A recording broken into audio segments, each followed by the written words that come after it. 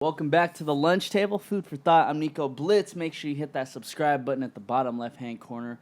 And if you clicked on this podcast, you might like my podcast with Dana Vaughns. You might also like my podcast with Princeton Perez, because my next guest has direct correlation with both of them.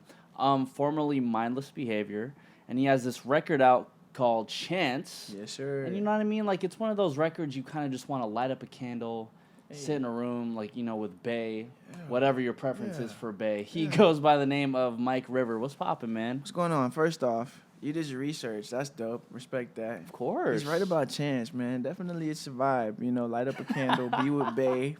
For sure be with Bay, preferably. For sure be with Bay. And he's right about Dana and Princeton. Yeah, those are my brothers. So that was a hell of an intro. What's up, guys? Well, that's why as soon as, like, you walked in here, you were just like, oh, yeah, I recognize this because you've seen the podcast before. Yeah, I've seen it, and I like it. And I like the setup. I've done a couple interviews since I've been here. This is one of my favorites so far. We haven't even started. I appreciate that, yeah. No, seriously. But, you know, prior to that, you said, okay, so you got to go over, like, where exactly you're at right now, because you were saying, like, you used to live in NoHo, but now you live in, like, Atlanta. Okay, yeah, so originally I'm from Mississippi. Okay. Which is where I met Dana, crazy enough. All right, Weird story. Okay. Then I moved here when I was 12, which is how I got into Mindless. Got you. So I've been here for like 8 years. Recently, I got new management, and he was living here as well, and he moved to Atlanta. He's from Atlanta. Gotcha. Augusta specifically, but he's from Atlanta. So then I was like, you know what? Like, I've done a lot here in LA. I've been here like pretty much my whole like life, like, you know, not childhood, but well, like a good chunk.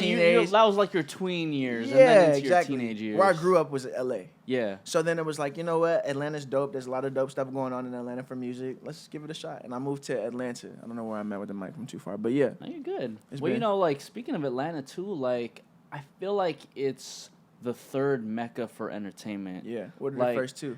Los Angeles and New York. I would say Los Angeles definitely first, New York second. Yeah. I agree. But you know, Atlanta, they just have, like, I mean, between like Gambino and the Migos and here's you know, the thing everything. about Atlanta. There's a lot of people that people don't know.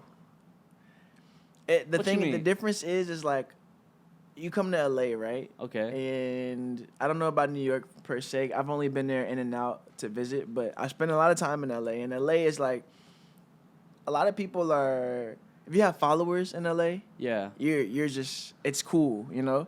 And it's definitely like a societal thing. Like, you know what I mean? Like, ATL, you're ranked. Nobody knows about, it's like they know, but it's not like a big thing in the studio. No one really gives a fuck. It's about writing credits and who you've worked with and how dope you actually are. So I've actually been coming into like some crazy singers like that I've never heard of that actually kind of have fan bases, but I've never heard of them. Shout out to my homegirl Davion. I'm talking about it. She was on Dreamville. You know Dreamville. Well, because like I was creeping on your Instagram right beforehand, and then I was like, okay, who's he in the studio with it? Yeah. And I saw Davion, and I'm just like, oh, she was the chick who was on Dreamville. No, so we actually have a record together too, which is it's really cold.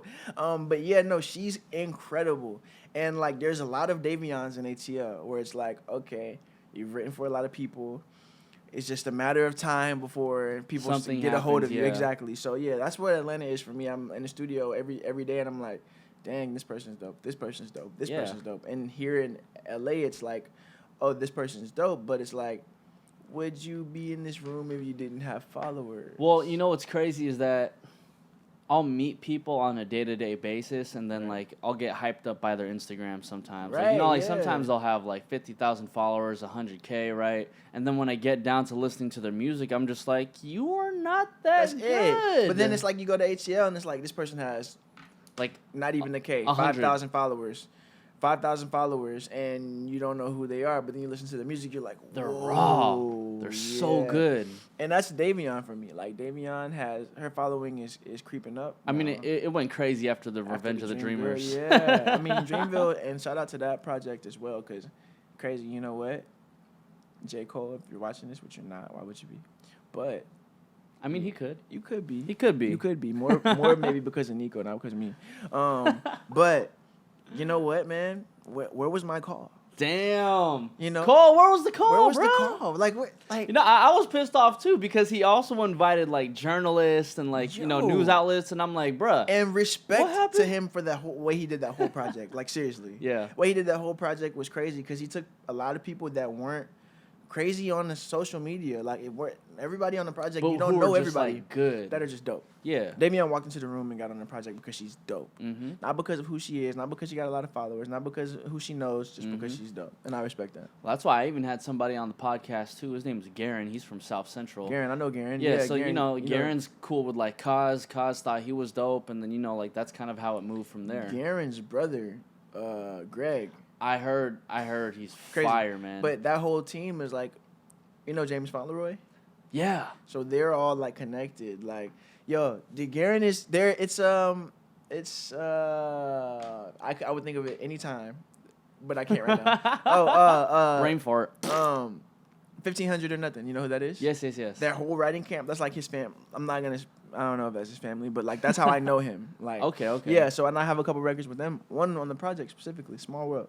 Damn, bro. Yeah. It just sounds like you're working with like a lot of people who are prominent in the music industry, and prominent in the sense of like they're not big, but they work hella hard and they work with very particular people who are important in this industry. That's the thing, man. Is like for me, it's because I come from so I've been doing music my whole life. My dad is in the music industry. I don't know if you know who Little Richard is, but he plays drums for Little Richard. Old rock and roll. I'm gonna look him up. Mogul. Like Little Richard is like. So anyway, that's what my background is, right? I joined the group and that kind of. Yeah, like he's a rock and roll sensation. Richard Wayne Penniman? I did not Probably. Hey man, look, we that's both him, learned though. something today. But I say that to say like that's just been my whole life is just music, you know. Yeah. And so when I got into Mindless, that kind of put like a boost on things. Where it was like but it was a lot of hype as well, you know. And I didn't really get to, which I shouldn't. It's a boy band. You don't create like you're not. It's not about like It's not about like one single person. Nah, Yeah. So now that I'm a solo artist, I take pride in like working with specific people, talented people. Dana being one of those people. Mm-hmm. Like he's really dope, you know. Davion being another one of those people. 1500 or nothing, another one of those people. James Fauntleroy, I looked up to him a long time ago. James Fauntleroy was the guy that I mentioned before. He wrote Girls Love Beyonce for Drake. No, for sure. He's responsible for everything. Yeah. Everything. He was also on a Cole album like not too long ago. He's incredible.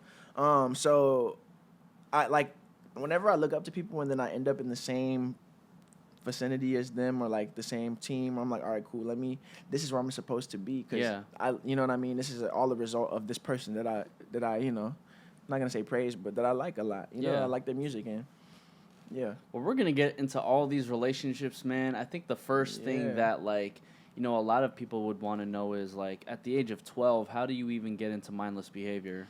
So, I was in another group called a Remix with before you were 12? 2 girls. Yes, I was like 10. So I was in another group.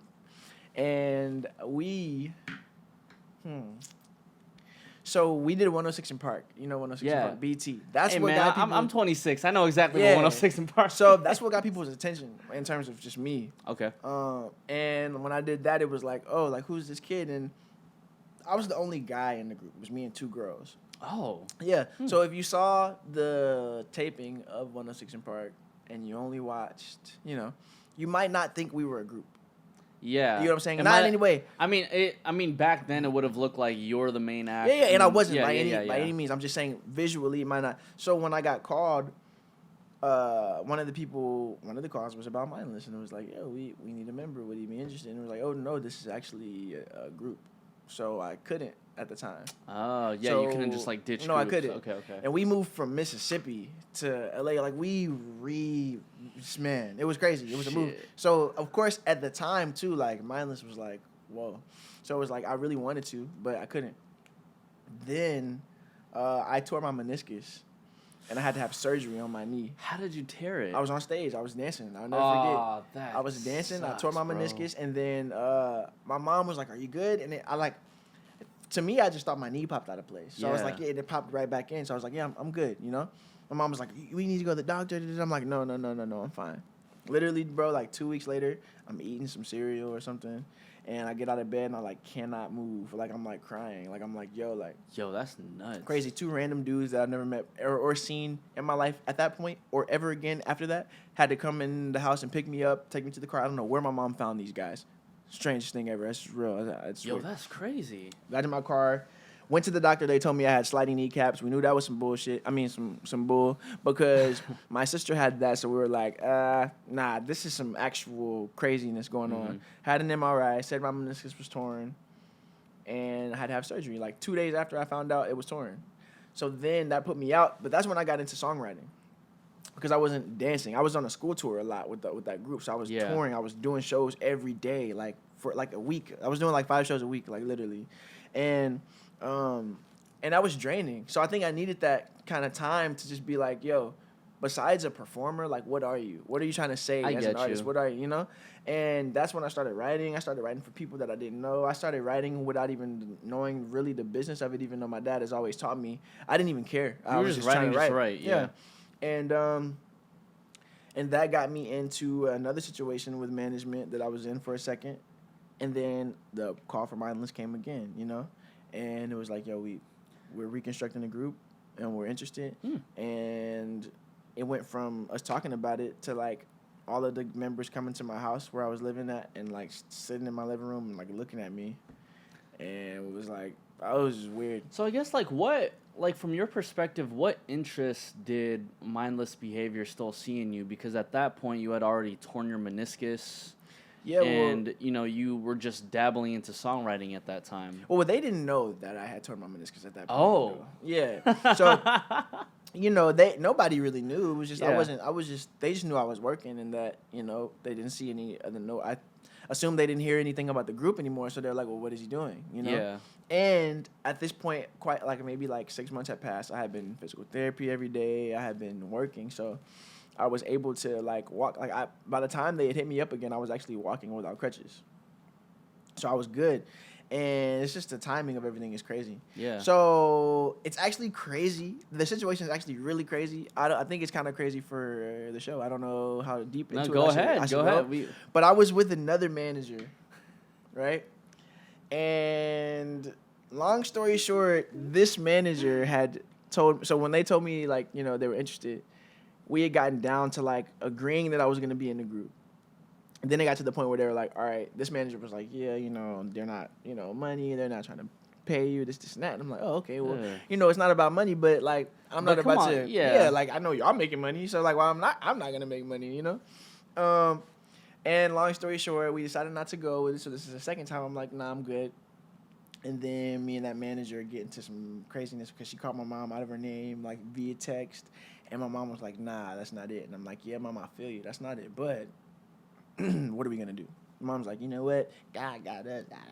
So I'm like, okay, cool. You know what? She's right. She's, you know, whatever. Yeah. Next day, I'm with Dana, ironically enough. And I go to the studio. And he walks out, one of the managers.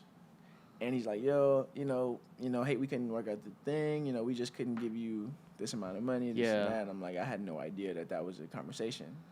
Oh, so the manager was kind of fucking you. Oh, shit. Crazy. But that's just the industry, you know. It really is just the industry. I mean, that's literally like one of many stories that I've heard where a manager has tried to just like finagle some money out of like a company and also look at their artists like, yo, you know, like they're not working with us, but they're actually like pocketing. Yeah, and from a humble standpoint, seriously, like I don't like, I'm not gonna go on record and be like, you know, they were just hunting me down, they were interested.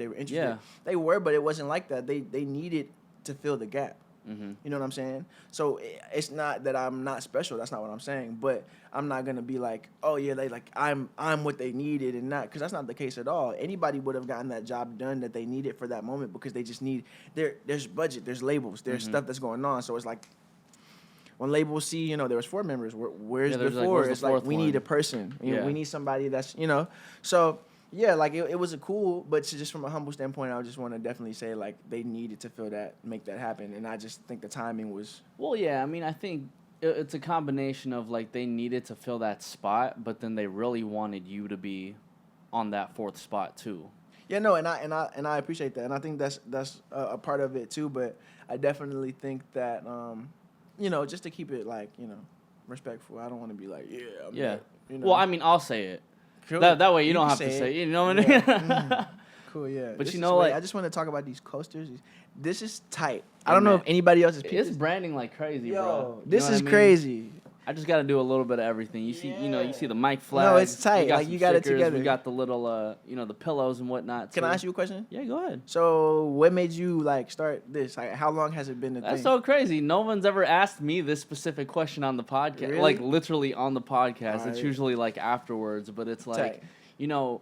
me going to. So I went to an all boys high school in high school, and like, Ooh, wow. me and my guys, we were just like super close, and we Yeah. got to know more about each other on like a very personal level. We got to share each other's like life experiences, music, right, and right. whatnot, and it would all happen like Wow. at the lunch table. Okay. So I basically wanted to take that essence and apply it over here because I meet random ass motherfuckers every single day, man. So that was every day. like, did you like that? Like going to all girls school? I mean, boys All school. I mean, so like at the time when I was young, I was like, this is kind of whack. Like there's Yeah. no ladies in here. Mhm. But it's like, as time was going on, I think by the time it was my junior year, I was like, yo, like women at this point in my life was a distraction Right. to what I, really wanted to do. Like, I really wanted to play basketball at the time. I really wanted to do this, do that. But it's Right. like, I still found a way to, I guess, have a girlfriend in my life.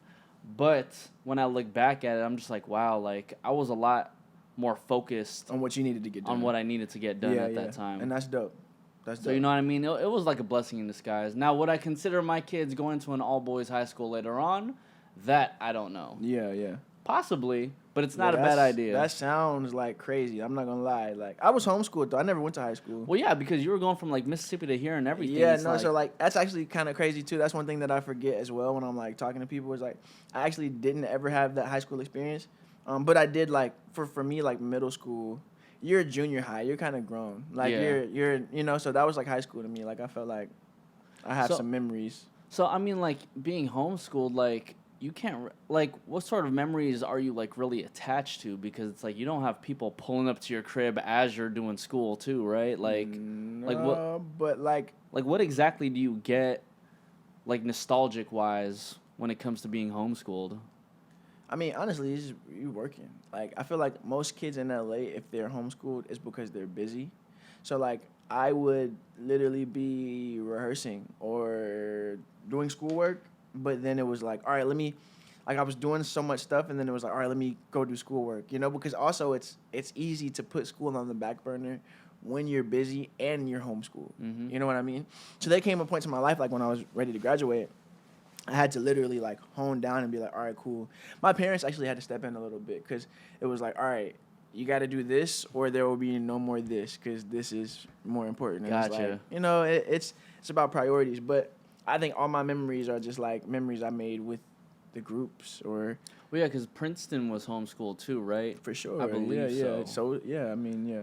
And then I don't know if Dana was homeschooled. Homeschooled as well since 8th That's grade. so crazy. Yeah. So then what was like, I mean, my childhood was really just like going to school, doing the whole nine, doing like the standard way of like American living, like, when Yeah. you're like a teenager, right? Like, do you Yeah. feel like you got that normal childhood or was like the childhood that you were living in high school like normal to you? I don't think my childhood was normal looking back on it. I think there's a lot of stuff that ended up happening when I got older. I think I'm still young. I'm 21. I just turned 21 in May.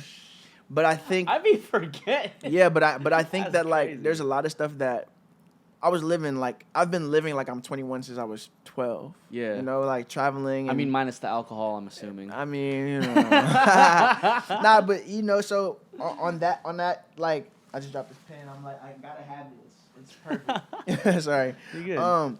Yeah. So I think when I got a little bit older, because I don't want to say old, I'm just 21, but last year I looked back and I was like, dang, like, I think there are some habits that I have formed, or there's just a thing that I'm used to, because I've been doing it for so long. Yeah. And especially here in LA, like I look at people in my life that did go to high school and that did, and they sometimes don't understand, like what I'm going through or why I have to be a certain way sometimes. Yeah. But I think it goes back to me just being like, since I was, 12 years old, like always moving or always doing something, and like, I don't know, I was in show choir in middle school and like Always and- doing something artsy. yeah, but like even then it was just like I knew that was like a small thing, whereas the kids there, that was like it was the big. biggest It was thing. Like huge. you're in show choir, like Wow. they're prepping for that. For me, it was like I think a lot of people were surprised that I was even in the show choir, you know. Yeah. And then I ended up having to quit the show choir because I moved to LA, middle of the school year. Got it. Yeah, so it What was the like, hell? yeah, so it was, yeah. What was the causation of that move though? Was it because you ended up joining that It's- group? Yeah, I was in the group and like opportunities came and it was like, all right.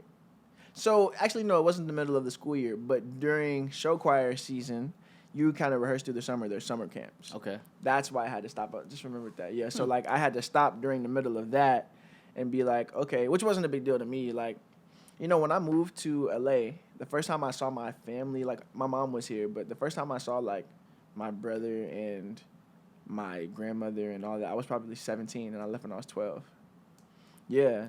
5 years without 5 seeing your years. family. Yeah, seriously. And I have to remember that a Whoa. lot too. So it was like there's a lot of stuff where when I go home and like, you know, I chill, but like I'm not in the same pocket as like when I go home, I'm literally don't feel like I'm home. It must be weird for you, huh? Because I've been out here in LA for like 5 years now, and Yeah. every time I go back home to the Bay Area, I'm just like, You from the Bay? I'm from the Bay. Dude, my family lives in the Bay. My dad lives in San Also, Jose. they're kind of close by. Well, It's like a 4-hour drive. my pops, he lives in San Jose with my Okay. little brothers. I have twin brothers. They're 7, and my stepsister. And yeah, Mhm. but my family, my other family, like the bigger family, like my mom and All the way in my- Mississippi? They live in Mississippi. Got you. Yeah, my dad moved to San Jose when I moved to LA. To kind of like what, kind of keep tabs on you It's just a little honestly bit. just by chance that happened. So He got remarried. got you. Yeah. So like yeah. So then like in Mississippi, your parents had divorced. Yeah, my parents had And then- divorced, and then my pops moved out here Gotcha. Just by chance. just by chance. Like it's crazy. Yeah. You got a very interesting family and moving and all that type of Yeah, situation. even the man. friends in It's- my life, It's so like, crazy. It's crazy. Yeah, well, because even to that point too, like, you know, you obviously had to ditch, quote unquote, ditch like a Right. lot of like your friends from like Mississippi, right? Right. And then you're moving out here to pursue this music career. Then your friends end up becoming somebody like Dana or somebody like Princeton. Right, which is crazy because me and Dana have been best friends since we were 5 in Mississippi. I want you to break down because You right know- before this podcast started, you were talking about some crazy ass Hold story on, of you and Dana, hold on. man. Just for he would like, yo, he would This be is proud for of the this record, moment. man. This is for the record, and I had this on go. I didn't even know. Crazy. So basically, me and Dana were dancers. Like we were like dancing and not show choir, but like this dance competition Yeah. place called Express. Shout out to Express, man. You're from the South, so do you know what juking is? Jukin. Juking. Yeah, Yeah. my boys like Juk, like from Memphis. Like Yeah, from Memphis. I got- Okay, see, we're on the same wavelength now, bro. Yeah. So basically, we were dancing when we were like little, 5 years old. Express. Shout out to you again. And his dad got a job in South Carolina. He had to move. I'm FaceTiming Dana right now. This fool better You answer. better answer. So, dad got a job, South Carolina. He had to move. When I tell you we cried, cried like we were actually babies. So Yeah. it was a big deal. Dana got on Kids Bop, and I would see him on the Kids Bop commercials and stuff. We didn't have any phones. We didn't keep in touch that way. Our parents didn't keep in touch. We were little. So, and then one time I went to the movies. I saw him in the Hannah Montana movie, and he Yeah. was also a kid. He was dancing. And so I was like, man, like, that's crazy. I would see him like that. And then I didn't see him ever again for like 4 years. Moved to LA. I kid you not. It was like one of my first couple of days in LA. I am, for sure, my first week. You're I am- 12 at this time. I am 12 or 13. I am in Millennium Dance Studio. And it was like a movie because I saw his shoes. Future, that I just said, he's a joker. That's so crazy. I saw his shoes, and I was like, oh, those shoes are fly. Just like, then I saw his jacket. He walked, and I was like, oh, that's a fly jacket. I still didn't see his face. Yeah. So I was like, but I didn't care because I just thought the jacket was cool. I thought the shoes were cool. I wasn't like I know this person. Mhm. And then he's in the bathroom. I'm going to the bathroom. He opens the door, and I'm like, damn it. He's like, Mike? And like, we like hugged. I was like, bro. I was like, my mom's outside. He was like, my mom's outside. I was like, we like went and grabbed our moms. It was the craziest thing That's ever. hella crazy. And we've hung out every day. And it was since. just random. It was random. Completely random. No clue. He was in a boy band. He wasn't even singing when I knew him. So he was just doing like the Kids Dancing. Bop, He was and dancing. then he was doing like the Hannah Dana's Montana a cold shit. dancer. Like he's Yeah, cold. yeah, no, like, yeah. And that's what he started doing. And I knew him as a dancer. So when I came to LA and he was the singer, I was like, whoa, that's Like, this crazy. is new. Yeah, but it's crazy because it's just like our lives. Like, that's my brother, like my real brother. Like, he will be my best man. You know? So, like, our lives have always been that way. Like, either he's doing something, like he was in a group and then he went solo. And then I'm in a group and then I went solo. And you know what I mean? So You it's know, just like, I guess at this point we're kind of predicting the future of like a Mike River, Dana Vaughn's group. hey man, no, not group, but project for sure. Oh, project. Okay, see, I can do a project. Yeah, we can put a project out. Yeah, for sure. We write a lot of stuff together. He wrote on Chance, my single. He wrote on. Oh, that. word. Yeah. Oh, see, shit. He did some ad libs on a single I'm dropping soon. Damn, there we go. See, we kind of have like two songs already for a project, kind of. Yeah. So yeah, we that's my family, man. His mom is my mom, and vice versa. Like. That's such a strange but cool relationship, It's man. crazy. It's kind of like one of those things where it's like I remember like walking around LA and I will just see random ass people from my past and I'm just like there's no way you're here. Yeah. There's no way. And you're from the Bay. But that's also cool cuz I feel like people from the Bay are talented, especially in the dance world. Like I know so many dancers from the Bay. And Oh, I'm like, God. Yo, you could kind of tell when Do you know about turf dancing? No, not really. I've heard of it, but I don't really Turf know. dancing is it's a dance form that started off in Oakland, California, and basically it was for people who like claimed their turf. So depending on like what part of Oakland you were from was the way that you danced. And then it kind of just expanded farther out in the Bay Area. So then you see, like, for instance, like people in San Francisco. No, people in, like, Daly City, which is, like, a city close to San Francisco. Like, people are, like, into the tuts. Right. Whereas people from, like, San Francisco are a lot more, like, on, like, the pantomiming. And then people in Oakland, they just know how to, like, get down and, like, have fun. You know what I mean? And it's, like, it's kind of like one of those dances that differentiate the Bay, but also bring it together at the same time. Yeah, that's tight. That's why I like juking, too, because I feel like there's so many ways to juke, but, like, it's just, like, juking is crazy. Can you juke? Nah, I can, like, fake juke, but I know people that, like, juke, so I'm not even going to. No. Juking's crazy, man. It's crazy how, like, the dance world has just been so prominent because I used to dance when I was, like, 16, 17 years old, and I just, like, stopped. But I still keep it in me today. Like, I could pick up, like, a cup of water, then just, like, kind of, like, do a wave, like, get into it. And it's, like, I mean, music and dance have always been, like, that sort of thing to bridge together. Today, dance is breaking records. It's breaking records. It's Shout out to TikTok. Hey, everything, man. Seriously. And it's crazy, yeah. It's really breaking records. Like, it really is. Like, a label or not, you get the right people to post the right dancers to post a video dancing to your stuff. You're out. Your song is fucking out of here. Yeah, it is.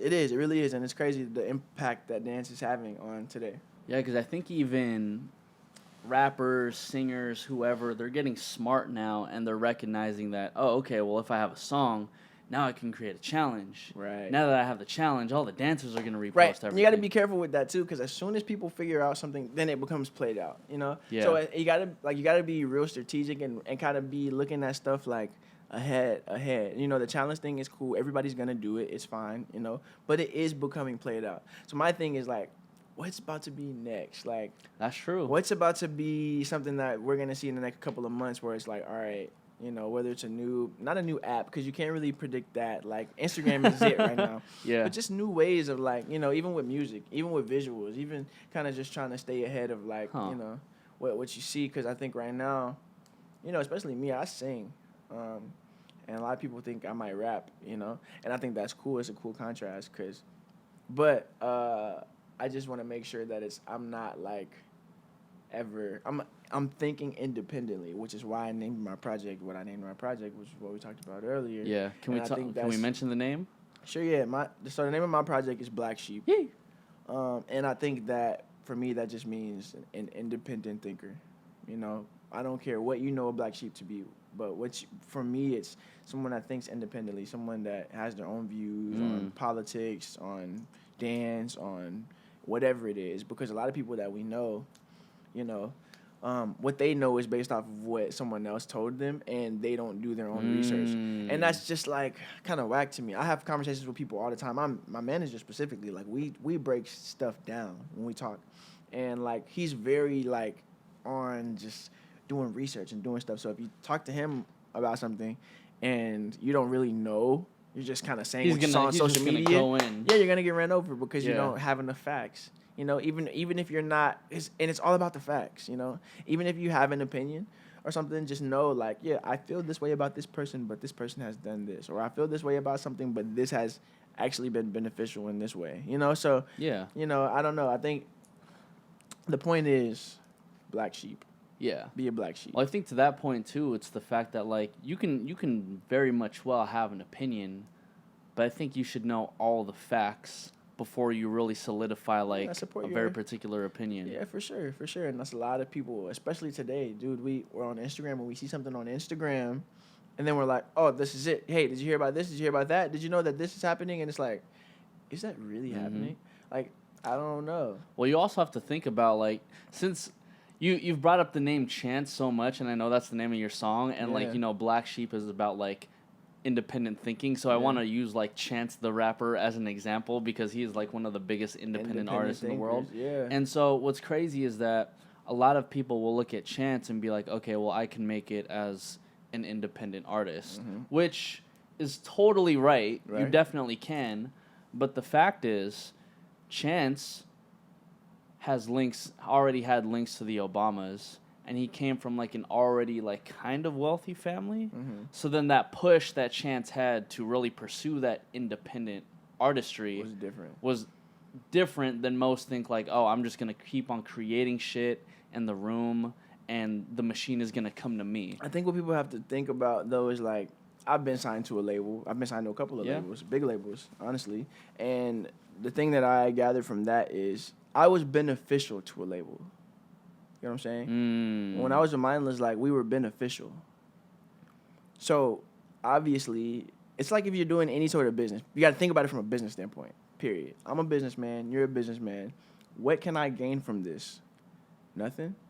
Then there's no point in me doing business with it. That's why so many artists get shelved. It's like, yeah, you're dope, but, like, what are you? How much money is this label gonna make off of you if you sell merch? Are they gonna make a percentage of what percentage? Are they gonna make a percentage of your ticket sales because how many people are gonna show up because you posted that you're having a show? Like seriously, you know. So that's why I think labels are dangerous right now because it's like there are so many people popping off on social media without labels. Yeah. And labels are trying to get at them like, all right, I'm gonna give you a good deal because you got 20 million followers on Instagram, so I can put this money behind you and I will make something back. So we'll work something out. With an artist that doesn't have a big fan base, that doesn't have anything, it's like you're going to get signed and you're going to get shelved, you know, pretty much all the time unless you're writing for a lot of people. Yeah. Unless you got a pub deal.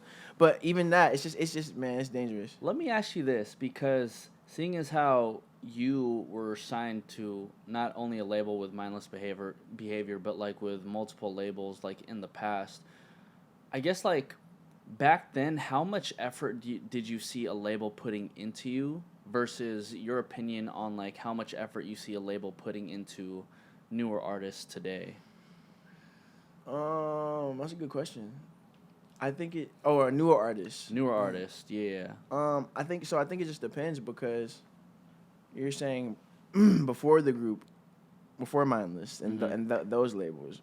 I think like how much effort did those labels actually put into you and into Mindless versus like your opinion on like it's how also you think different when labels it's a are putting group. it into now.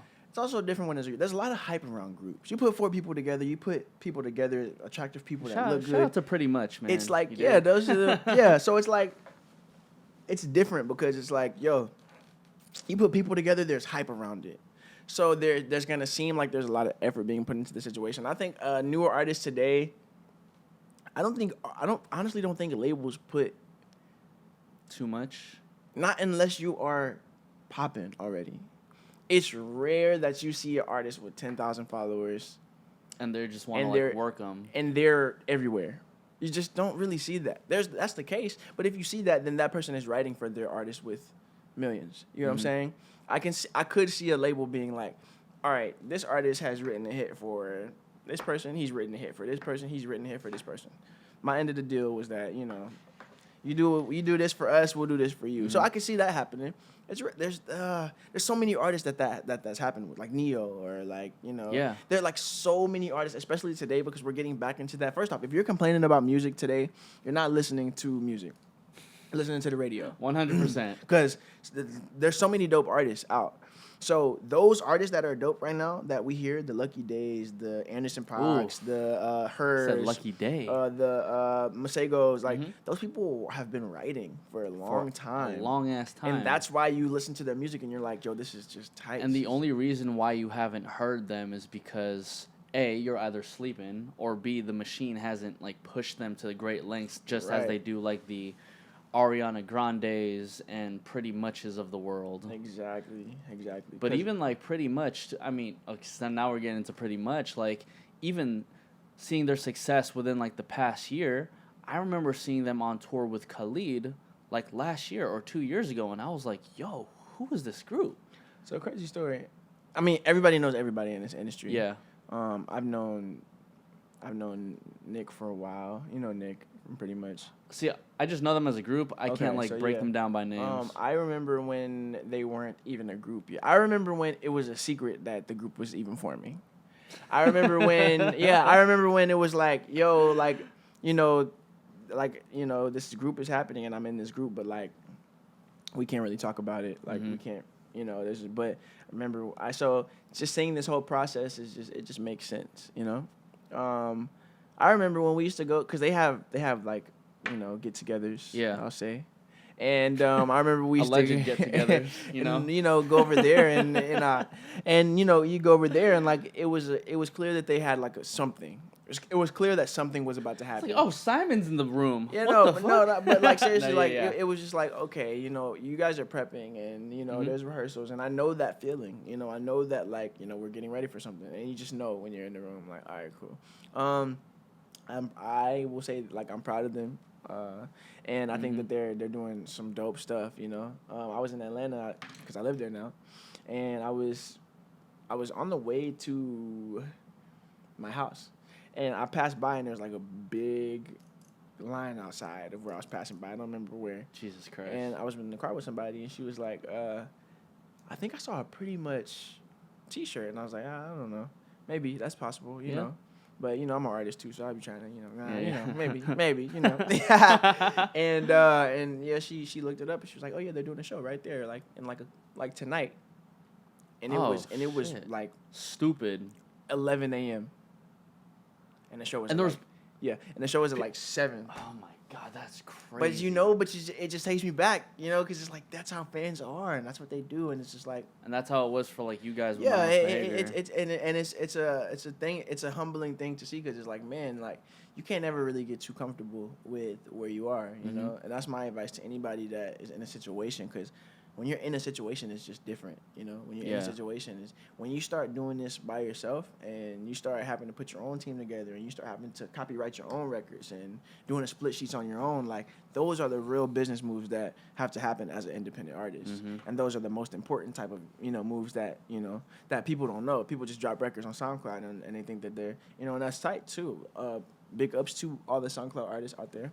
But to really make a mark in this industry and to really move forward, you got to know, like, what you're doing. And you got to know that you can't just put music out. You can't just put visuals out. It's got to be strategic. It's got to be, I don't want to say too much. But, yeah, it's... Well, I mean, in this sense, too, like, you have a single and an EP or an album that's going to come out. And we wouldn't do this specific interview, like, 3 months ago when nothing is happening. Exactly.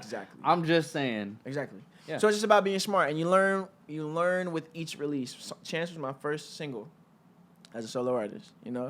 This is my second interview as a solo artist. The first one was an hour ago. Oh, nice. So well, this one's gonna drop first, so this was the first one. Boom.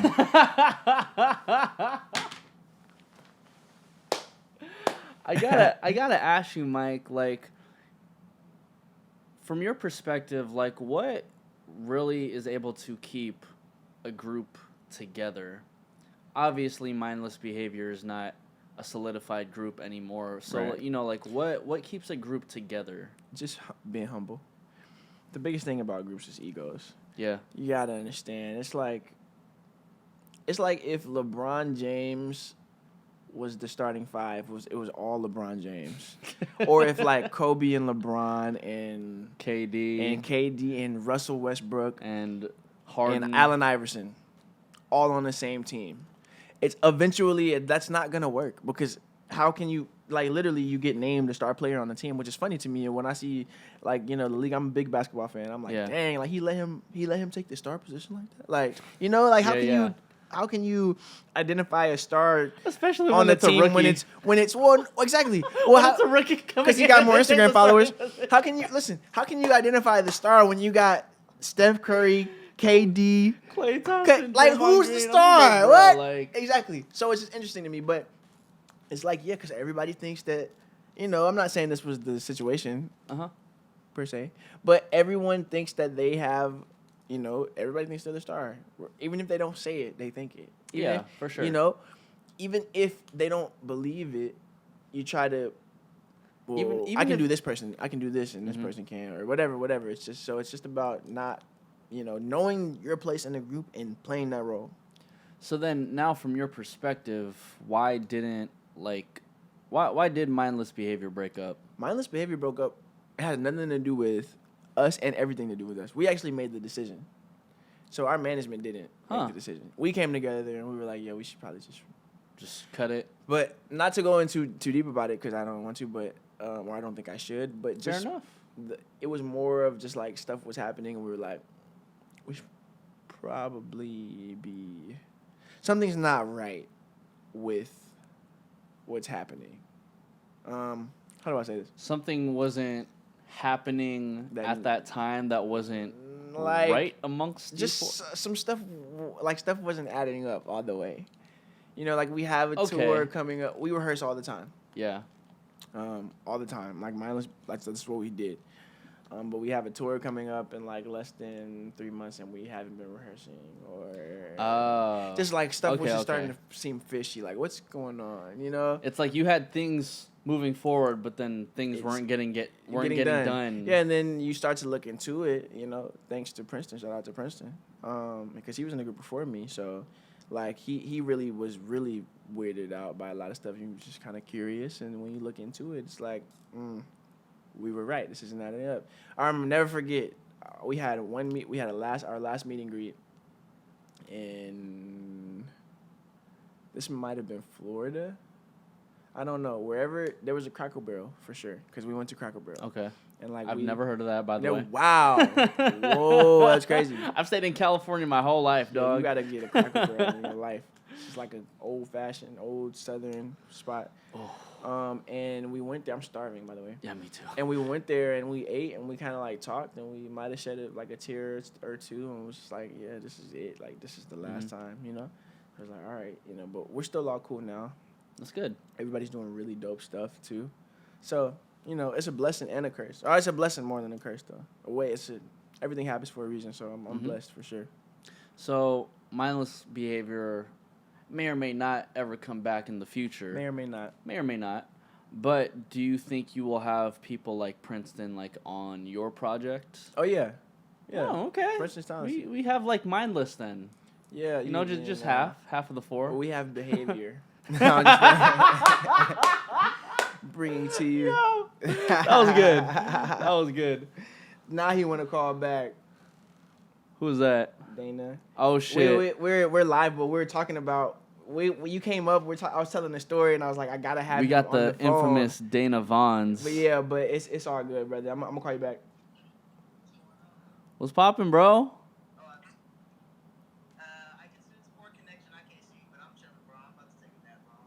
It's all good. All Dana right, Vaughn's on FaceTime. Maybe not He fall finna asleep take a right nap. now. I'm going to call you in like 30. But yeah, so yeah. Mike River, when can we expect new single, new project? I'm glad Black you Sheep? asked. I always save the best for last, man. Single coming September 27th, which is next Friday. So I got to get this out. Yeah, it's about like to be now. cool. Yeah, I'm excited. And then we can expect a project before the year is over. Oh, going into 2020, I like it. Yeah. There we go. Mike River, where can everybody find you, man? Man, funny story. Actually, my social media is like all got hacked. So, yeah, what? Crazy. You know, it's crazy. What? And my Twitter was just recently verified too, and that was hacked. And I was like, oh man. Instagram for now, Mike River Official. Also, I'm on my website is MikeRiverMusic.com. So, definitely hit me up on my website. Everything, links to everything is there. But I'm definitely active on social media, on Instagram. I'm still heartbroken that all your socials were that hacked. I'm talking about like stuff I don't even care about, like PayPal, like Snapchat, like yeah. What? Yeah, like my email. I had to get a new email. Okay, I'm hoping it wasn't one of those situations where you had the same email. It was. I was dumb. But this hacker was smart. Like I actually know who did it too. That's the crazy part about it. It was a whole crazy like situation, dude. I'll tell you when it's not on the air anymore. Oh, okay. But crazy. I don't know how deep you want to go. Yeah, nah, it was crazy. It was crazy.